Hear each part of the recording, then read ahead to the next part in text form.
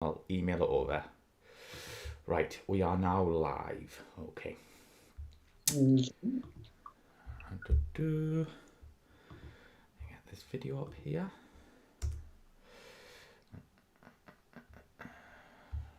Right, here we go. And if you remember to mute, is that link is straight away, Bruce, just so there's no echo if you remember. Yes. Right, okay.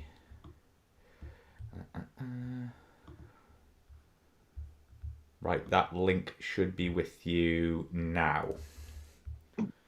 Not yet. There it is. There you go.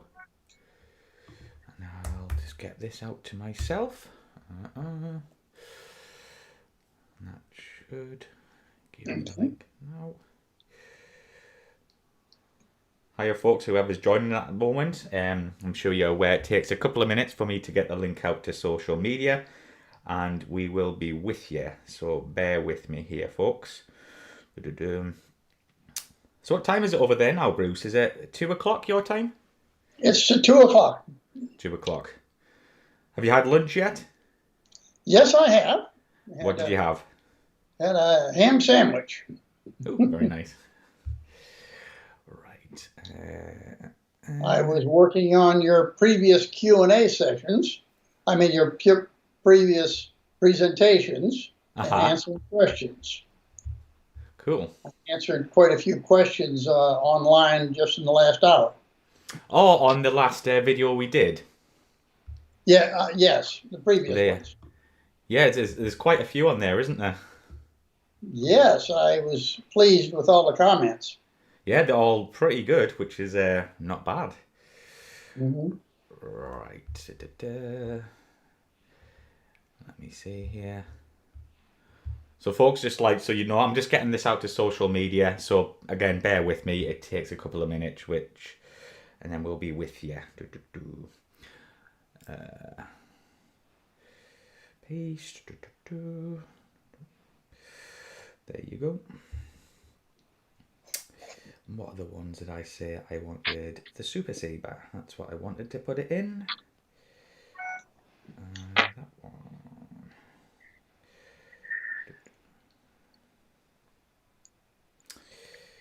one.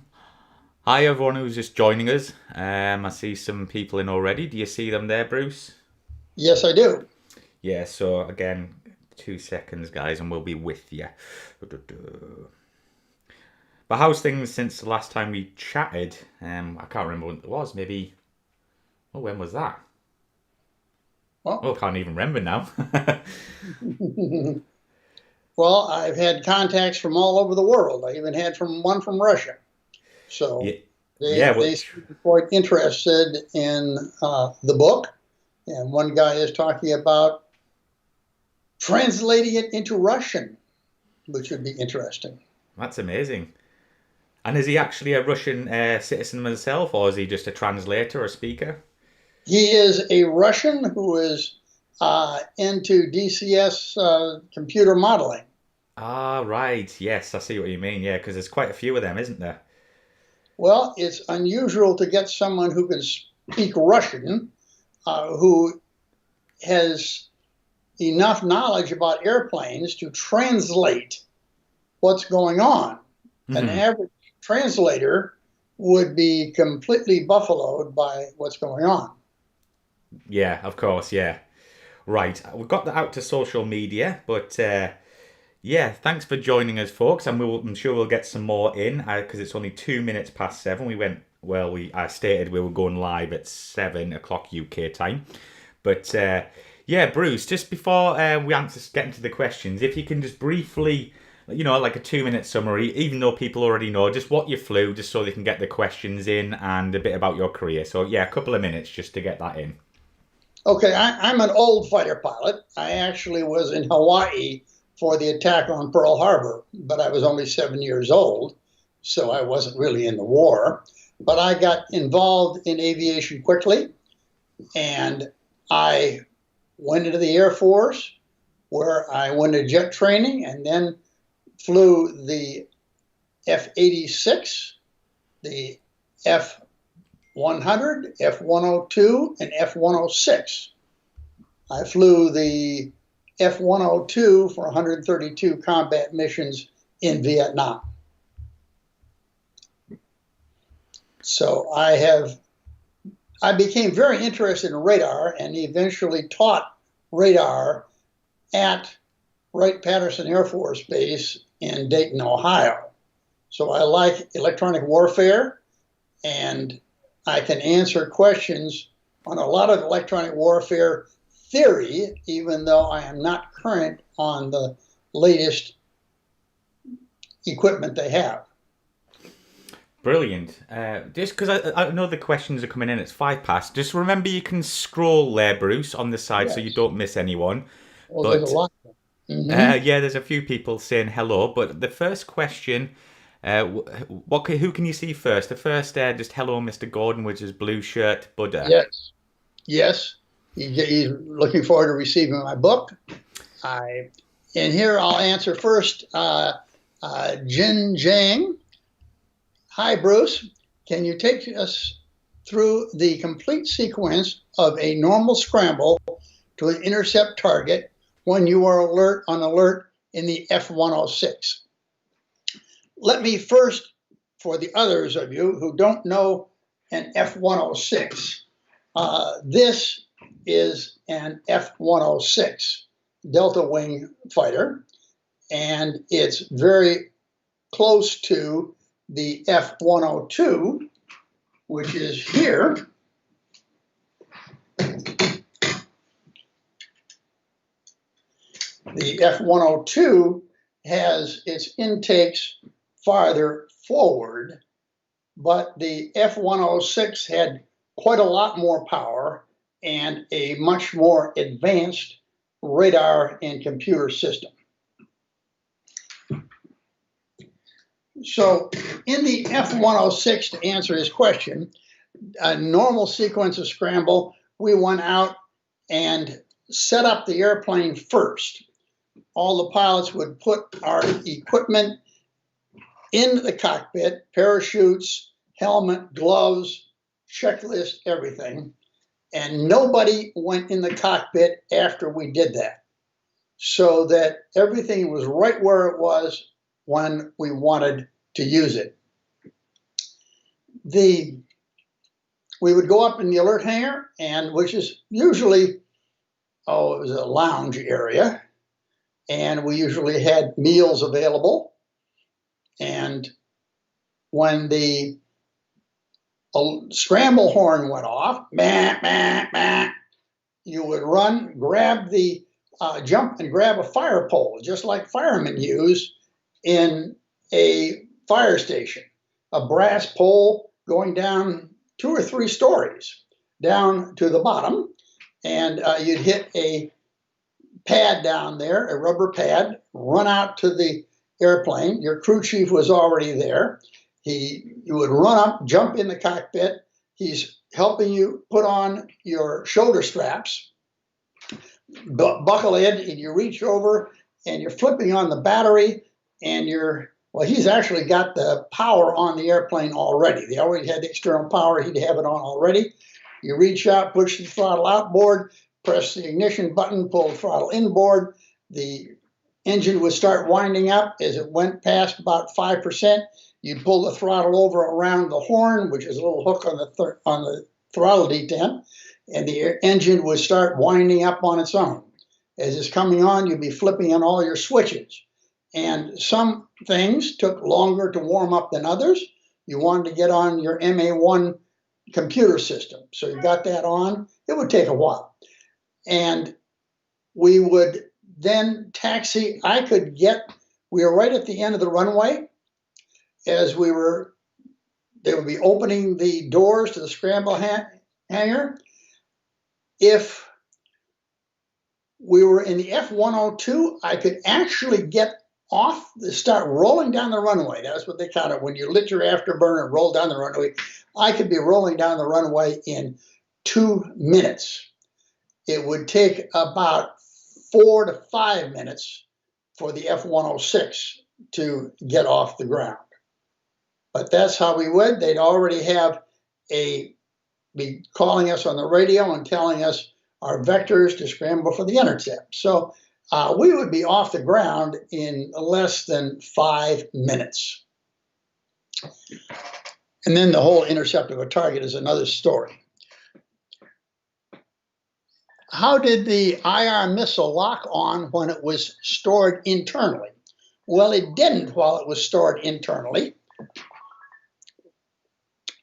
It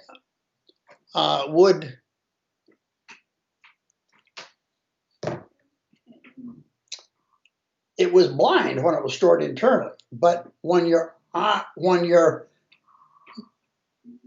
MA1 system, either radar or IR, would lock onto the target and you had the missile selected, it would start sending data to the missile, and it would be turning its missile head right to where the target was as it was still in the missile bay.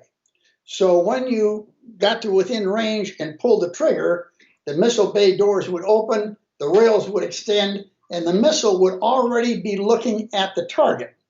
And if it was a radar missile, it already knew the range to the target, so it had a range gate that was also right on the target.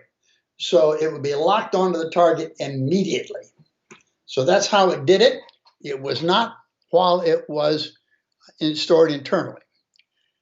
Can you tell us how you go through a rudder reversal on the F-106? The rudder reversal was dangerous in the F-106, but too dangerous in the F-100. I did it in both of them. But basically, people thought it was just a hard turn. What you're doing, you're coming in hard because somebody's behind you. And what you do is you're pretty hard back on the stick.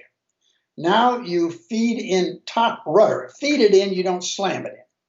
You feed in top rudder, and the airplane rotates around this axis. And soon it is almost broadside to the wind.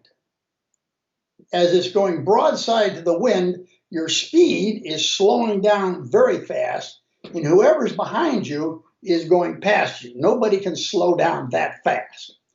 And you're staying in afterburner. And now your airspeed is rolling off. Now you have to continue this rudder roll, and it's a rudder roll. You don't use ailerons in a turn. Don't use ailerons in a turn. You continue the roll over, and he's past you, and now you roll over, and you're behind him. Now, he's now going much faster than you are, but you have radar, and you're behind him. Before he was behind you. So that's the rudder reversal. Now, the F-100, I did it once in the F-100. And I shouldn't have, because I had never done it before, and I could have lost the airplane. But in the F-100, it has adverse yaw that the F-106 really didn't have.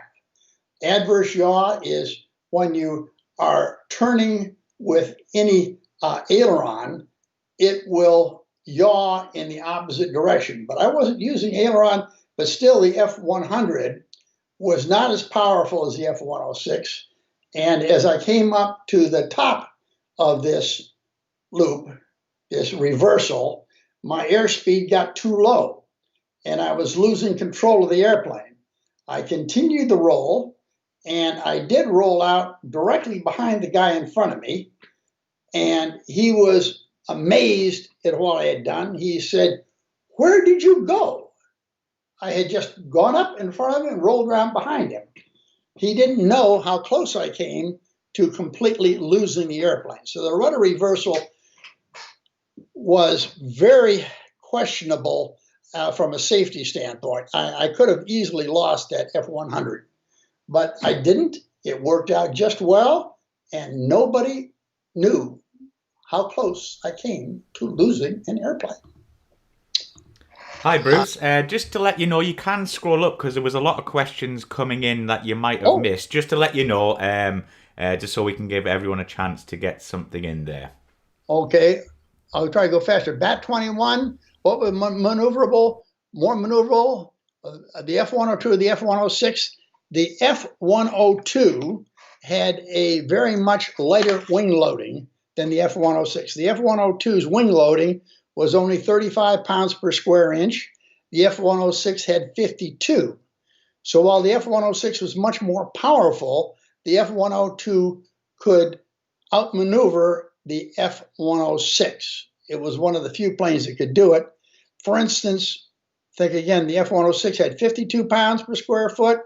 The F-4E had 78 pounds per square foot.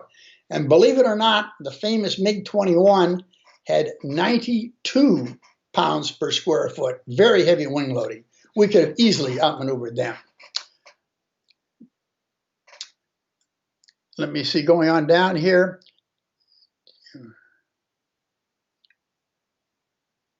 Okay, Jacqueline Oliver, did you have much space to move your head from side to see past the support running down the front center of the cockpit, the F-106? The answer is no. The glass on the side was very close to our head. We couldn't move our head this way, but that support going down the front was just a thin piece of cardboard.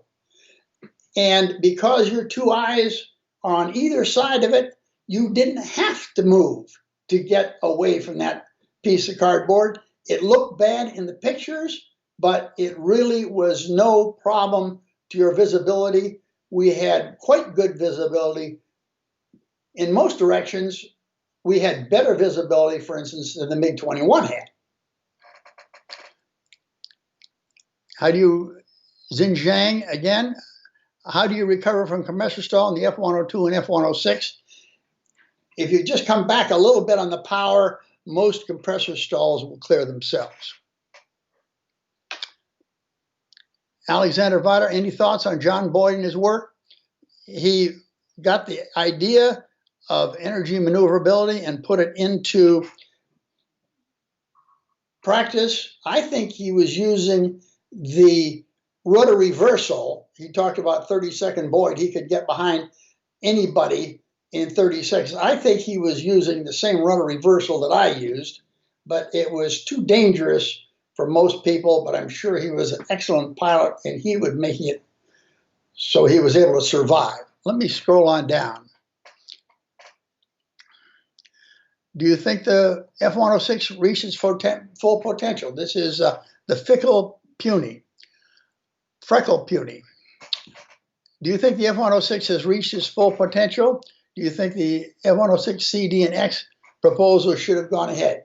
Well, it was a matter of money. Most things are. There was an F-106X plan with lots of improvements, and the money was taken for the F-15.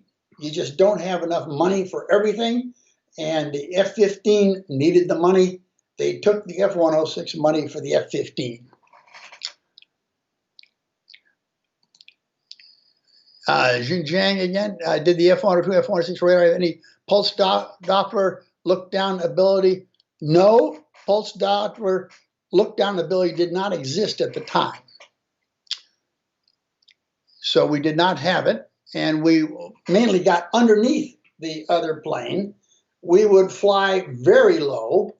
I could fly so low that we left water wakes in lake as we were flying across the lake, so I could get underneath him and paint the guy against the sky.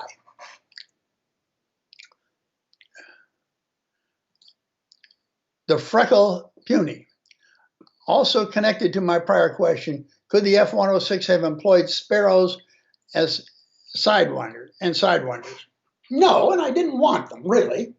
I think the Falcons were better than the Sparrow and the Sidewinder. And that's a complex story, but I'm pretty sure that the Falcon and fired by the F-106 using our computer system was better than the Sparrow or the Sidewinder.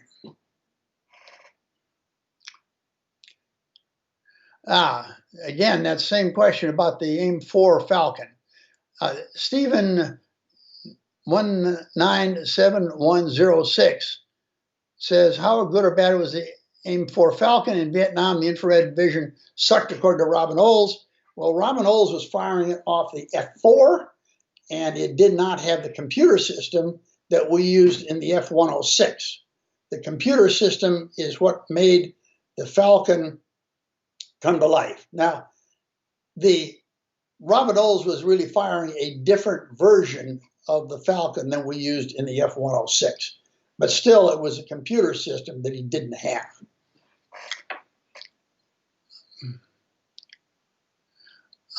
Lucas Peterson, hey Bruce, Argentina here again, please. Tell us about the Atomic Genie air-to-air, some history or experience. The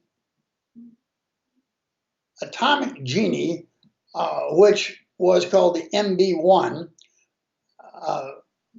nuclear genie, had a 1.7 kiloton warhead. I did not like it. It had the big advantage of it was unjammable after you fired it. It was not guided. Your computer would tell it where the target was, and it would fire it so that it would come and explode just underneath the target, because the upward moment of the blast would tear off its wings. And we could get away from it with a hard brake to get away, but I didn't like it because we had all sorts of extra restrictions on it. And I did fly with the MB-1 Genie.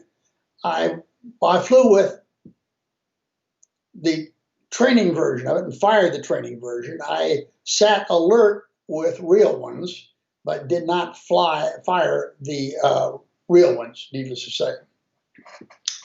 I didn't like it. See, scrolling down on this a little bit because there are more people. How reliable, this is Alexander Votter. How reliable was the SAGE system, and how did it feel to be remote control by a controller on the ground? Well, we needed control from the ground. You can't believe how much space there is out there. When you go out there, if you don't know where to look, you're not going to find other airplanes. As a matter of fact, in a project called Have Donut, the F-106, it was actually, I believe, only one mission, F-106 and MiG-21 were sent out into the same area to dogfight, and neither one of them contacted the other.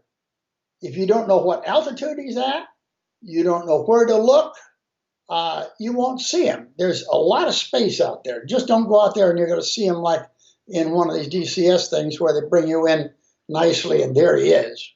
No, you fly around, you won't ever see him.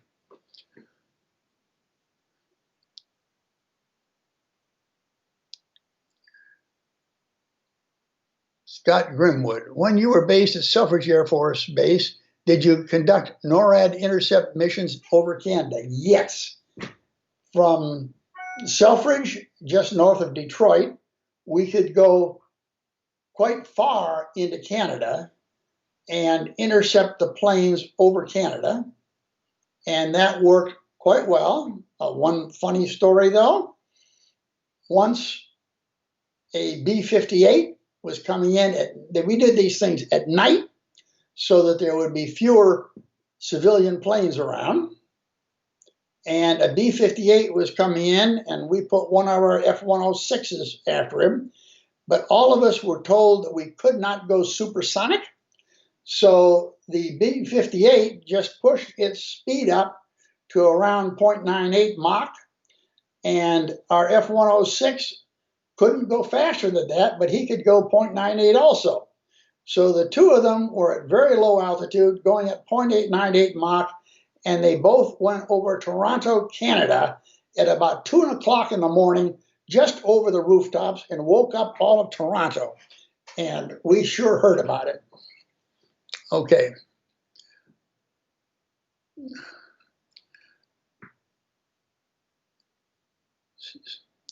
The freckle puny again. Many Brits have a soft spot for the BAC Lightning.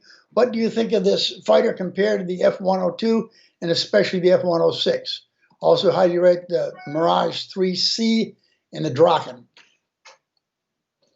The BAC Lightning was a great airplane. And I've talked to people who flew both the F-106 and the Lightning, and they liked the Lightning very well. The Lightning had rocket extra propulsion to get extra altitude quickly. It was a point defense fighter. The F-106, on the other hand, was built for range. We took the F-106 and the F-102. They look an awful lot alike. But the F-106 is a little bit longer. And notice that the F-106 has the intakes moved farther back. So here they are in the 102 and the 106, they're farther back. This extra space behind the cockpit was used as a large fuel tank. So the F-106 had about 40% more fuel than the F-102. And we had high-speed, long-range cruise.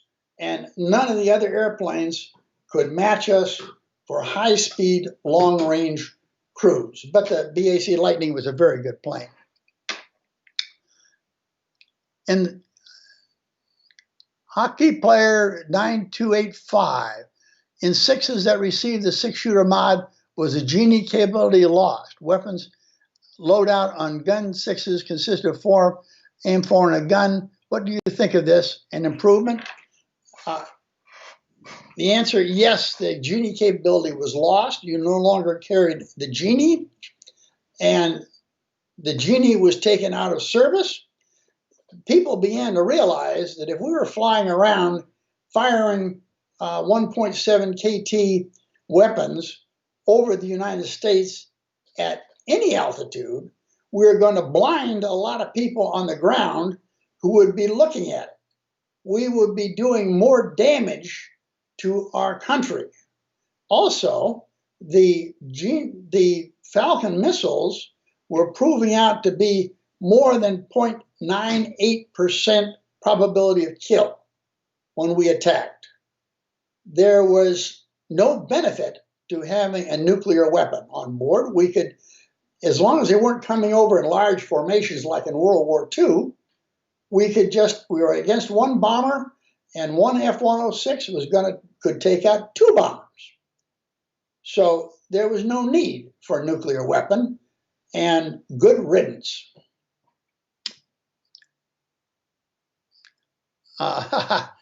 Zigzag Ground Zero. What do you think of the movies Fail Safe and how I started loving the bomb?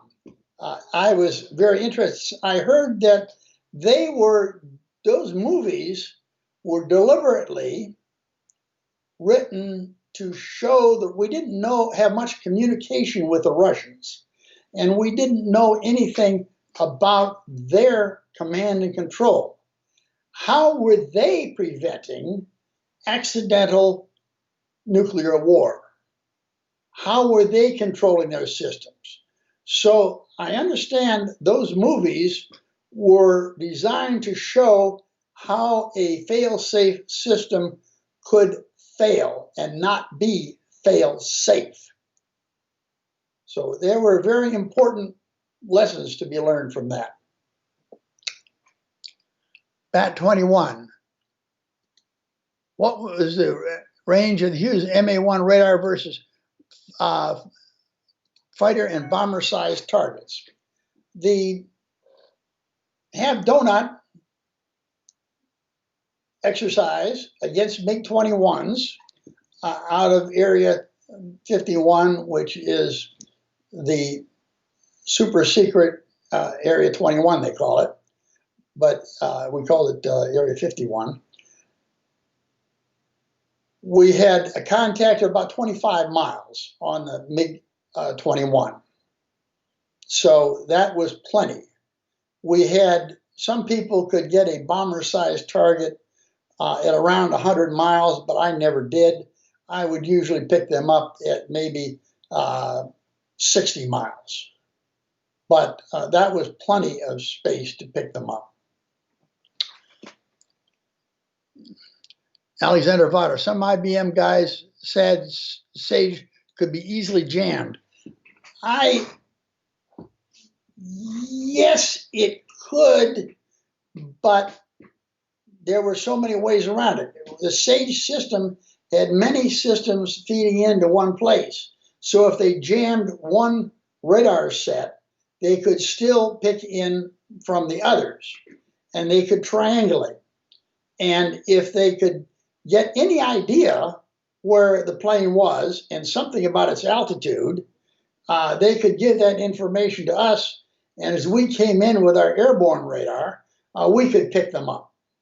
The F-106 radar was almost impossible to jam. We had more advanced systems, I swear, than I hear about the F-15s having today. We were so advanced that we could, they say, oh, you could jam the radar. Well, first of all, they have to know what your frequency is. So we send out a pulse, and we have to wait till the pulse comes back. But before we send out the next pulse, they can measure that pulse, what frequency it is. We would change frequency either up or down randomly so that we were not on the same frequency when we generated the next pulse.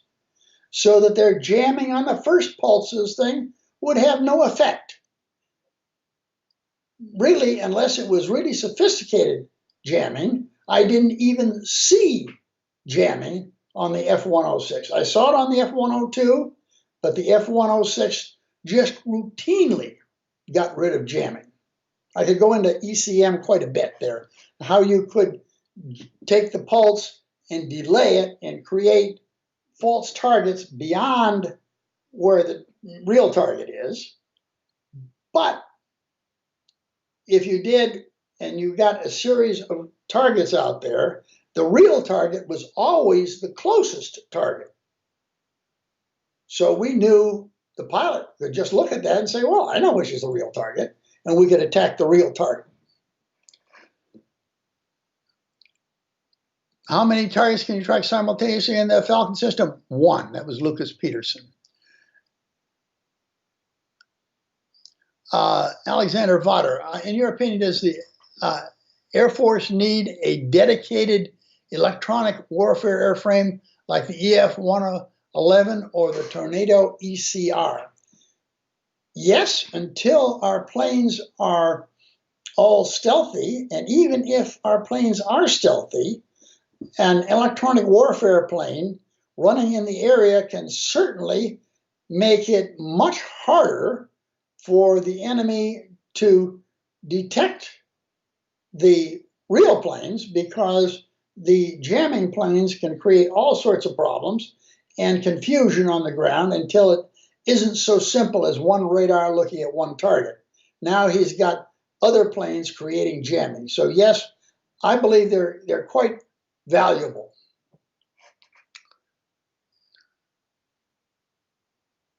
The Freckle Penny. How would you tackle an F-16 in close combat with the F-106? Of course, the F-16 did not come out until I was out of the F-106, so I never had a chance to fly against the F-16. But I can see from his design that he has a very,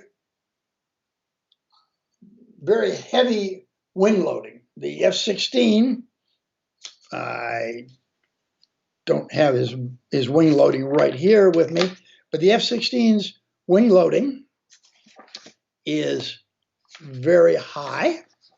F-16, I have it somewhere, but it's much more than the F-16 wing loading. Was 88 pounds. Remember, the F-106 had 52 pounds. So the F-106 should be able to outturn the F-16. However, the F-106 would do best at high altitude. I would not go down to low altitude.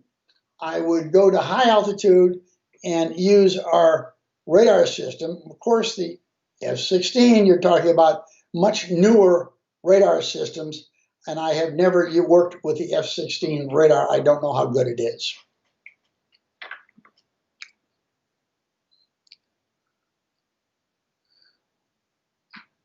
And let me see. Can you, Scott Cadora, can you shed any insight on the cornfield bomber? Yes, I can. Yes, I can. I have talked to the pilot who flew the cornfield bomber. And by the way, the cornfield bomber is an F-106 that was out of control, and in the northwest of the U.S., the pilot ejected when it was in a spin.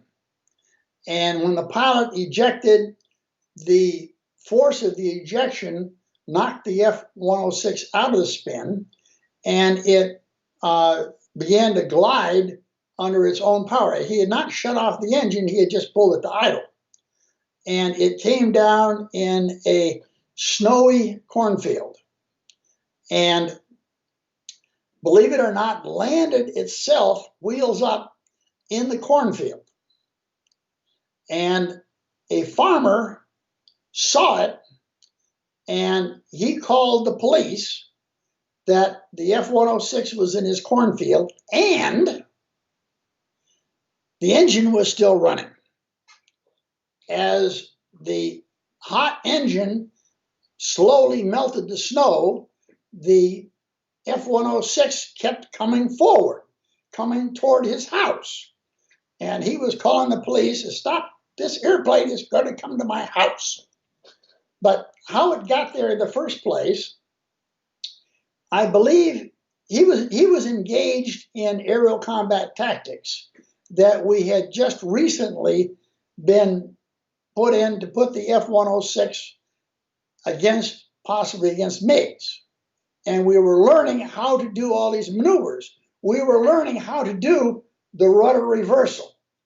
And I believe he was doing a rudder reversal, which I said your airspeed is dropping very quickly, and it's a very dangerous plane. Once I was doing a rudder reversal, and one of the symptoms that you're going to get into a spin is when your nose starts going back and forth. It goes back and forth, and the next time it's going to go, it's going to whop into a spin. And there's a way to get onto that is make sure that you have no backstick on it. So push it forward and make it into 0G, make it into like it's a rock. They say rocks don't get into spins. So you push the plane forward and recover, and you don't get into the spin. Well, he did something wrong, and it went on into the spin. And once you're in the spin in a Century Series plane, it was hard to get out of a spin. And that's why he ejected in the first place.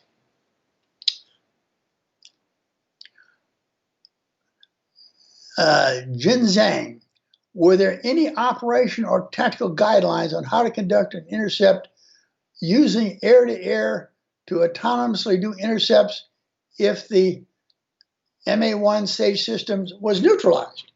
A perfect example of that. Yes, when Sage sent us the data on the target, it went into the F-106's MA-1 computer system. The computer then had it in memory. And once I was on a mission, the Sage was known to be unstable because it all had so many vacuum tubes. And the vacuum tubes would blow out and things would go wrong. So I was on this intercept on an exercise in Michigan, and I had received a full upload of target data on a low altitude target coming in across Lake Michigan into the state of Michigan. And as I was doing that, suddenly there was a call from GCI that their SAGE system had gone down. It had failed. Something had gone wrong with it. And they thought I was going to break off and call a missed intercept, then they would blame that on the SAGE system. But no, I called Judy. And Judy was our term that says, no more instructions. I take over the intercept. I'm responsible for it because I had in my computer the information I already needed to get that target. I knew it was low altitude. I knew about where it was. I went out there. I descended to about where it was. And within a reasonable space, within several miles, that's indeed where the target was. And I went on in with my F-106 and got the kill and called MA, which is mission accomplished. And they were so thrilled because that one success was the one they needed to pass the inspection.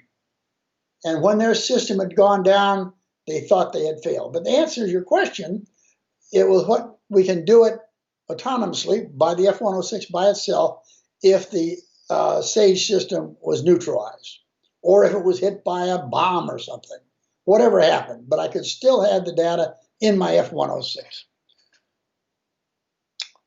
Scott Grimwood, did you participate in any William Tell meets? No, I didn't. I was always new to a squadron when William Tell happened.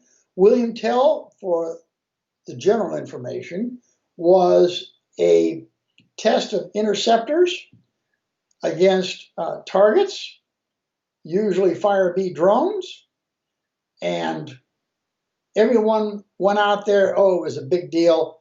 We painted up the airplanes. The pilots wore scarves and all that, and they had great parties, and they went out there and did the very best they could.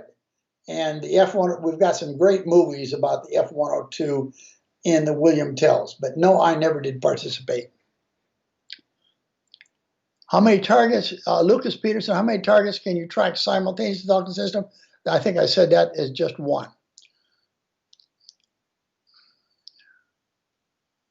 Let me see. The Union government, why weren't F-106s used in Vietnam? Well, it was seriously considered, but we had only 300 106s were built, and they are mostly needed for air defense in the United States. We also needed them in South Korea. I flew some missions in South Korea. We deployed there. We really needed them elsewhere. Also, Vietnam was a battle fought at low altitude. Most of our F-4s and F-105s going in were between 5,000 and 12,000 feet.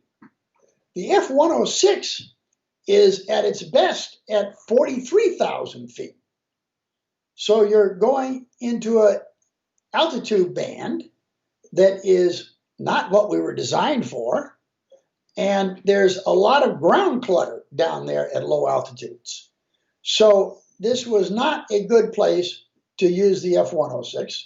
We also did not have any radar warning receivers to know if they were shooting any SAM missiles at us. We didn't have the warning receivers.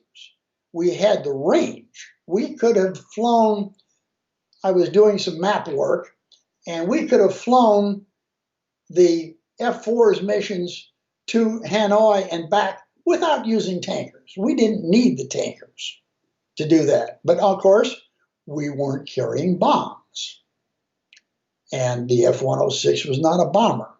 Another point is the MiGs only fought when they were trying to stop a bombing raid.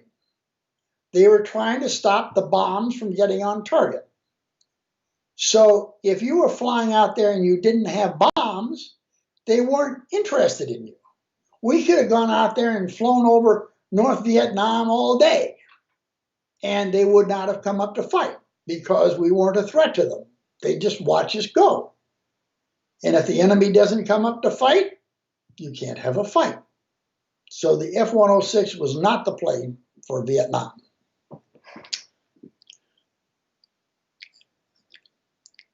Ivanova Marischal. Hi, Mr. Gordon. My question is, what was the combat range on the F-106? Well, that's a technical question, rather not like what we actually flew, but I think the combat radius of the F-106, they say in Wikipedia, was 500 nautical miles. That would be without tanks, because with tanks, we go a long way. We had better crews than almost anyone else. We could out-cruise the F-4. The F-4 cruised at 0.85 Mach down at 35,000 feet. We cruised at 0.93 Mach at 43,000 feet. When we were serious, like when we were flying off the coast of North Korea, we could cruise as high as 0.95 Mach. And the advantage for that is nobody could attack us who was not supersonic. And their MiG-17s and MiG-19s in North Korea were really subsonic. Someone points out they're rated supersonic, but not in reality. In a turning engagement, they were not truly supersonic. But the F-106 could be cruising up there at 0.95 Mach, and anytime we wanted to go supersonic, we just plug that thing in a burner and we would be supersonic and accelerating out like a scalded ape. So the range, we could fly, we were always under GCI control, so I wasn't flying out to an area where I measured it myself. So, but from Seoul, we were just south of Seoul at in Korea at Osan Air Base. I could fly to the east coast of Korea and fly almost all the way to Vladivostok, and I could have turned around and flown back. Of course, we didn't go down near Vladivostok. That was Russian area. But we could go out there and cruise, and we did. We'd go up and cruise to protect our EC-121 reconnaissance planes. There were 4 propellers, and they were down low, and we would go out, cruise out there, and give them air cover.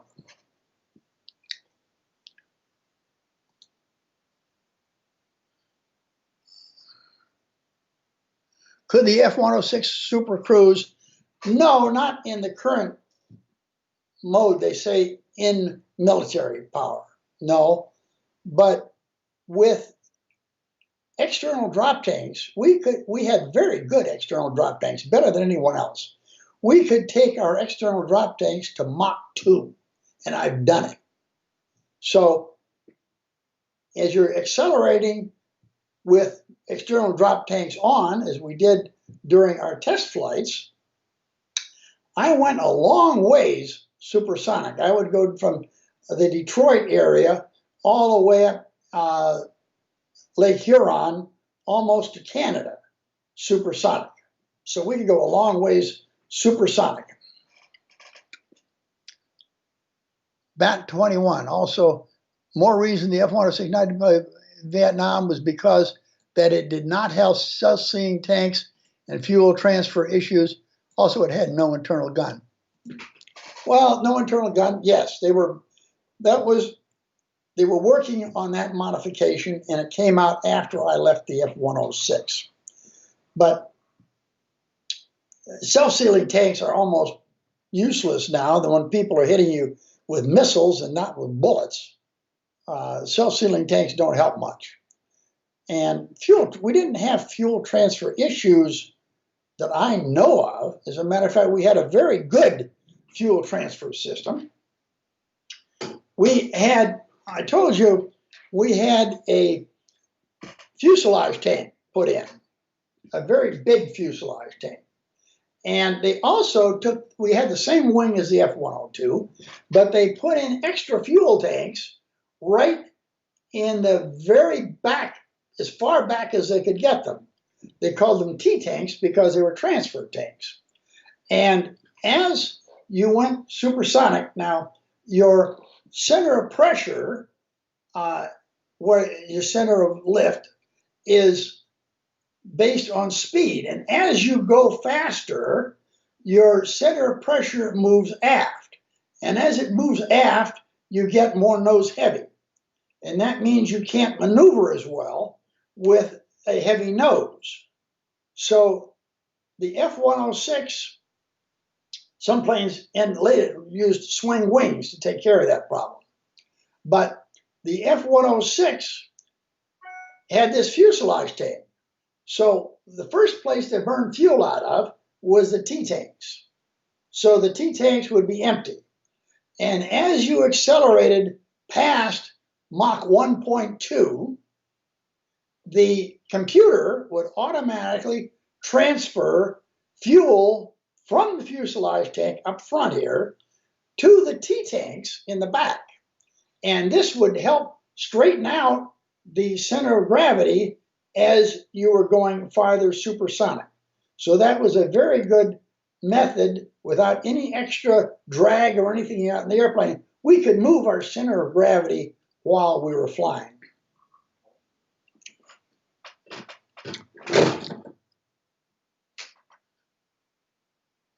How long did the F-106 take from the target on the scope to launch? Much of a wait from trigger to launch.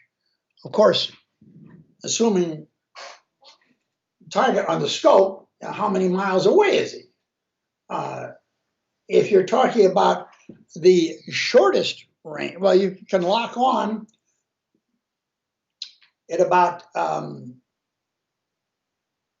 think about 18 miles. But and you've got to catch him first. How is he going toward you, away from you, whatever. But so that time is highly variable, and the computer is keeping track of it. You get a target marker circle, which is a circle, and in the center there's another circle and a dot. The dot tells you where to go, is direction for the pilot.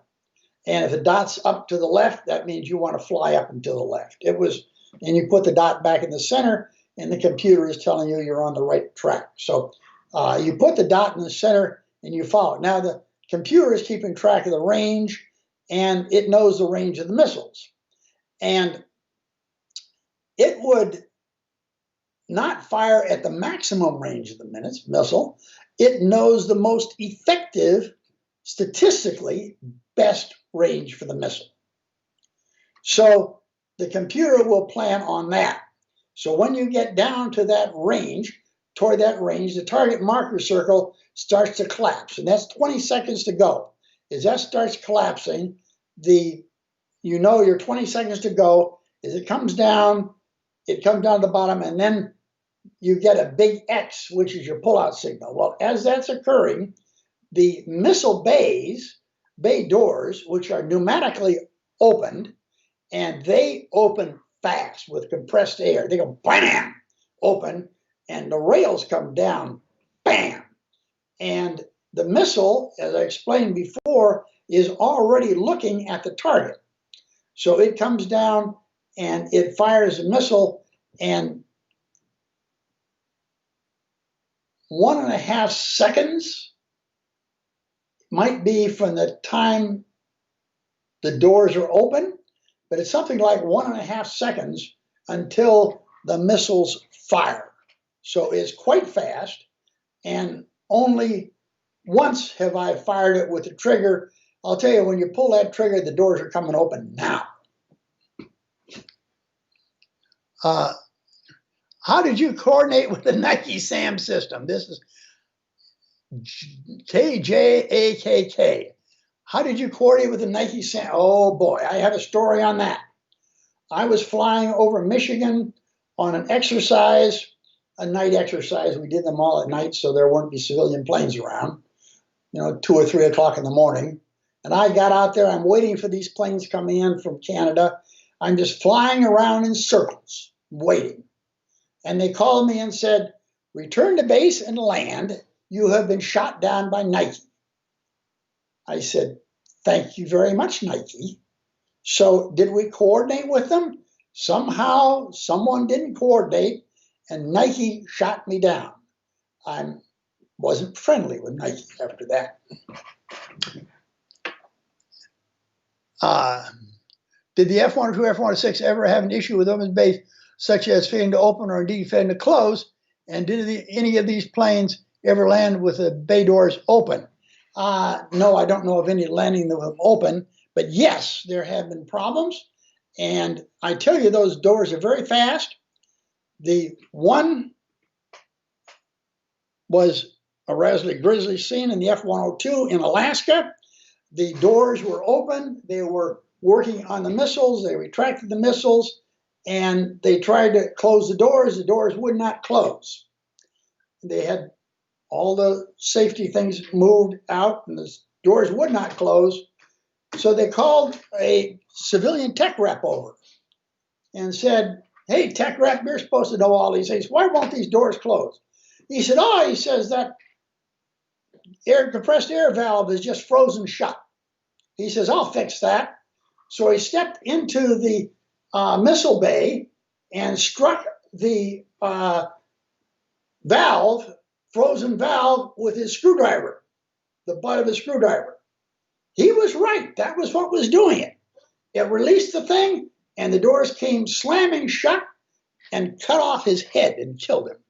So those things move fast. You can't get out of the way fast enough. So there are some problems, but generally speaking, if once we close the missile bay door with a safety bracket in it, the door is closed anyway, and it rammed the safety bracket right up through the fuselage into the intake. So you've got to pull those safety brackets out, and it takes all of them to keep those doors from closing.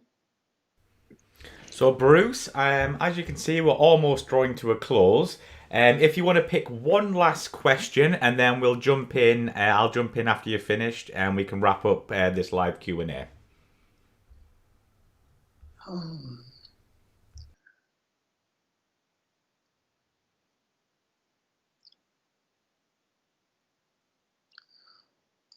British colonial governor says, why didn't the F-106 interceptors escort bombers over North Vietnam? As I said, the bombers in those days were fighters, which were flying at low altitude. They were down at 5,000 to 12,000 feet.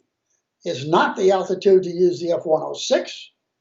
The F-106 could have escorted people like B-52s that like to fly around 35,000, but not those people down there low. So the F-106 did not belong in North Vietnam because we didn't even have radar warning if they were going to shoot SAMs at us. Brilliant. Well, what a great live Q&A, Bruce. I want to thank you very much for coming in. Hopefully you guys in the comments have enjoyed it as well, and thank you very much for your questions. But yeah, Bruce, this is why we wrap up. What's happening with your book? Can we still get can the folks still get signed copies from you directly? Yeah, you have the data on your site somewhere. I do. But you can send me $20 in cash or check or PayPal, whatever, and I'll send you the book. Now, if you want to pay more, you can also get it from Amazon for $32. But I send it for $20, and I will autograph it and put in my motto also. And as I said in the very beginning, that I am working on trying to get it translated into Russian. I wonder how well it will go over in Russia. That will be interesting. Yes, that will be great. But yeah, folks, a bargain for $20 or for a signed copy of Bruce's book. And I will link all the information in the description below after this, so you can give him an email and hopefully he'll get in contact with you and you can sort something else. But yeah, Bruce, thank you very much for coming on. It's been an absolute pleasure. Thank you very much, Mike. Appreciate it.